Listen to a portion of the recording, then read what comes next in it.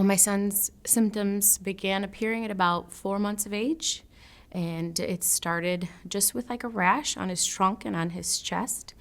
And we took him into just his regular pediatrician, and she is the one who diagnosed him. So day to day is very different. It's always a struggle. It depends on if his skin is flaring or not. But I would say on a regular day, we do have a consistent routine. And that routine does involve bathing every day, in the morning before he goes to school and at night before he goes to bed. As well as sometimes during a flare, we do some bleach baths and we do some wet wraps as well. And so that is our day-to-day. In addition, if he's, in a big flare, we might have to add a few things, or we might have to add doctor's appointments, but that is usually our day-to-day. Some difficulties that my son has faced, there have been many, but I think since he doesn't really know any other life, eczema is his norm, and it has unfortunately become part of who he is. But I think that difficulties he's had many. He's had some bullying at school. He's had social impacts with friends. He's had to forego doing lots of things, lots of activities outside.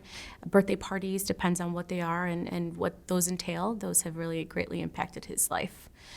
So eczema is a huge part of our daily life, and it affects our life and his life, especially in every which way. So eczema affects my son's social life in many ways.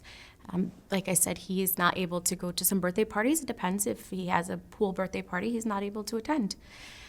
He is not comfortable showing his skin, so he unfortunately does not like being in the pool. And let's just say that we could get him in the pool. The getting out part is not so fun. He immediately has to take a shower within 3 minutes, rinse off the chlorine, and then we have to do his topical applications. And so that's kind of a big thing, and that's just birthday parties. When it comes to things outside, he also struggles because of the grass. He also has allergies, and one of his main allergies are the outside environment. So pollen, grass, those kind of things really bother him. And those are just the outdoor activities. And we've got indoor ones too. He's not allowed to go to a house with any pets. So cats and dogs are out of the question.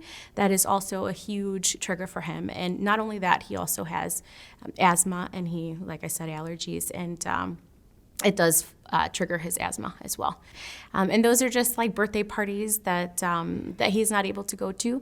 People do understand that it's not contagious. Unfortunately, the way his skin looks and how it makes him feel also, it's apparent to other people, and they're afraid just because they don't know exactly what he has, and they're afraid to ask. But for the people that do know him, they do know it's not contagious. And once we educate, which is our main goal, is to just kind of tell everybody, hey, he's not contagious. It's okay. You can play with him. You're not going to get this. Then they seem to be okay, especially kids. Kids are a little more forgiving than adults, and he really doesn't have any issues, meeting somebody new or playing at the park. So there have been some pros to all that.